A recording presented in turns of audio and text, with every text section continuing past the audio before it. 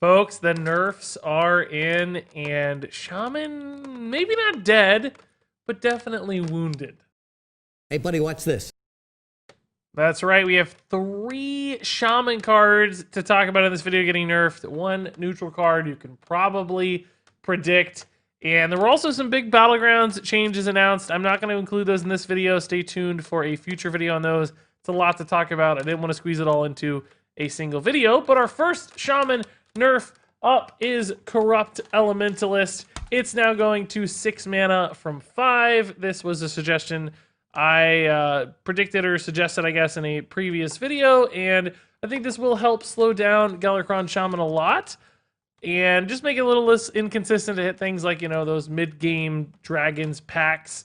Although, from a curve standpoint, this doesn't really change much for Galakrond itself. It's a little harder to go, say, Corrupt Elementalist into Kronks in the Galakrond, but you can still play a turn 6 Corrupt Elementalist into the turn 7 Galakrond. Now that said, of course, just spending more mana on this makes it a weaker play. It's less significant for that mid-game tempo. The 2/1s are going to be less impactful, you know, say on turn 6 than on turn 5. It's just harder to trade into things.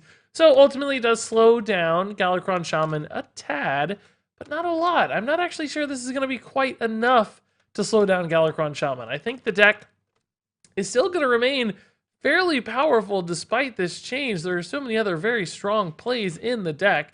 Now, of course, we do have 2 more Shaman cards in this video getting nerfed. So that said, let's talk about our next card, which is Mogu Flesh Shaper, going to 9 mana from 7 mana. Now, this is, of course, in Galakrond Shaman.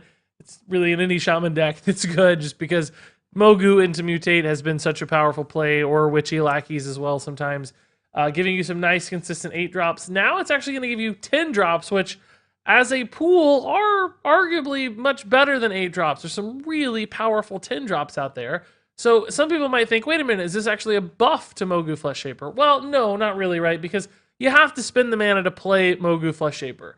And there were so many instances when this was 7 mana where you'd just barely hit that break point and they'd have like maybe 1 mana left to spare to squeeze it in, or maybe just exactly enough mana, getting it down to 0 and just barely fitting it into the turn. So adding a 2 mana penalty to that is going to offer up a lot of instances where they just can't squeeze in the Mogu Flesh Shaper. It just doesn't line up. They got to spend more mana on their Corrupt Elementalist. They got to spend more mana on the Mogu. Just doesn't fit, and it's going to be much more awkward to fit into decks. Now, there will still be instances you can play this, of course, for 2 mana, for 1 mana. There's big wide boards out there that happen, but it's going to be far less often and far less early in the game as well. This might push it back a turn or 2, which gives other decks time to initiate their game plan and find answers to these sorts of big swing turns. So this is a really significant nerf to Mogu. Even though the Evolve reward is higher, the price to pay to get that Evolve reward also much, much higher, like significantly different from a mana and timing standpoint. So this is going to be a pretty big hit to all Shaman decks, and Galakrond Shaman as well. Although this is not a Galakrond synergy card, it still is one of the reasons that deck can do crazy things and can stay ahead on board into Galakrond for all that dominance. So this will again injure Galakrond, but I'm not sure it will totally kill the deck. I think Galakrond Shaman could survive without this and remain a pretty high tier deck. So all in all, I think this is a good change. There were some other changes that were perhaps more elegant. You know, for instance, I think retaining a mana cost on a minion when it's played for evolve effects is really cool mechanically. If you play it for 0 mana, it becomes a 0 mana minion for evolves. That would be great, but a little beyond what I think Hearthstone team is willing to do, and this change in the meantime is a good one and a card that, as far as I'm concerned, was very fitting for it and needed it.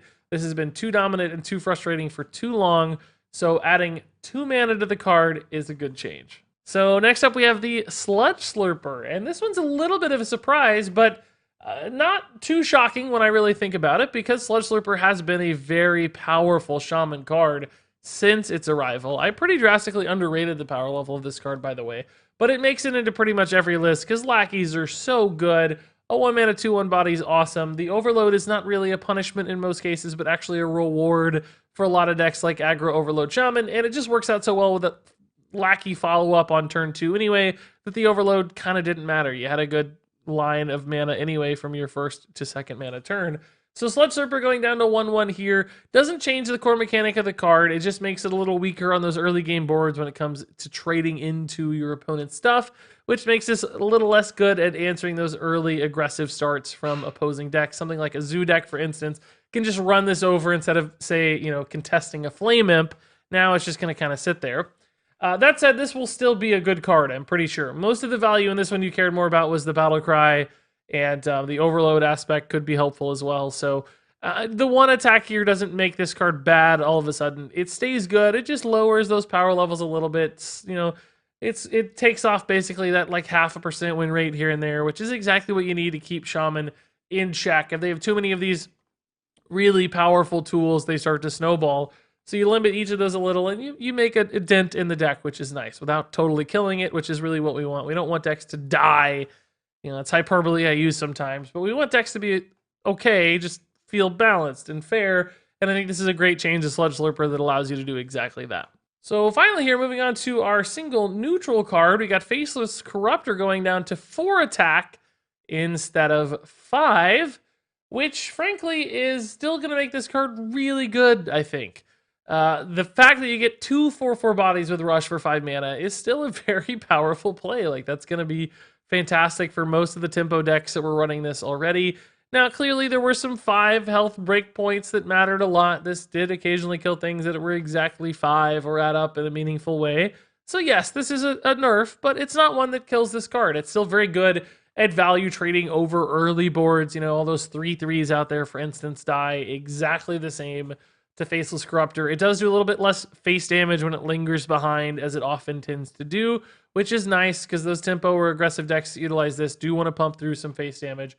So that will help, give people more time to find answers or to swing back on a card like this one, which is pretty good news. So I like this change. This card was getting played way too much. It's one of the highest played rates of any card we've seen. It was trumping even Zilliax, which has normally held that crown. And that's just an indication that it's just too widespread, too good at what it does. When every kind of deck can run this card, that's a problem. And this is a completely reasonable change. I think it could have even gone farther. This will still be a very strong card. And we'll just have to see if it retains that ridiculous played rate. If it feels okay, it's fine. Zilliax has had a high play rate forever, but he feels fine. If this card remains fine feeling, then that's not a big deal, and then that's okay if it's played in 30-40% of decks. But if it still feels too powerful, this might need a second look. Also, if lackeys become less predominant in the meta, this could go away as well. If there aren't enough 1/1 bodies lingering around or weak minions hanging around, this gets worse too. So this is a bit susceptible perhaps to meta changes, but I think this card remains very good. Maybe not quite the 5-star card it is today, but still a good 4.5-star card that gets played in tons of different decks. And there you go, folks. Those were the nerfs. We got, some cards that definitely get affected here, but I don't think any of these become unplayable, nor do I think the decks they're in fall super far out of the meta. I think Shaman remains solid, if not a tier 1 deck still, perhaps a high tier 2 deck. I think each of these cards is still a good card, just not a great one like it was before, which ultimately in my mind means these were probably good nerfs. They didn't go too far. They didn't swing the pendulum that hard. The one big thing to talk about in this video that didn't get nerfed is Necreum Apothecary. Are we going to have a problem with Death Rattle Rogue shenanigans moving forward? That's a bit of a concern. And although I certainly appreciate Blizzard acting fast on these nerfs, did they maybe act too fast and miss the Necreum Apothecary problem that seems to be cropping up? I hope we don't have a Death Rattle Rogue dominance for the next month and no Blizzard action to resolve that. That would be a nightmare. Now, of course, there's always the best card to nerf, so maybe everything will be fine. I'll trust in it until we see otherwise, but just keep that in the back of your mind. That said, if you guys enjoyed this video, of course, appreciate you dropping the sub. I was a little late on getting this one together. Blizzard dropped it at a weird time. I was doing moving stuff, so didn't quite get this video out as fast as normal, but still hurried home and got it out as quickly as I could. That said, thanks much for watching and waiting, and until next time, game on.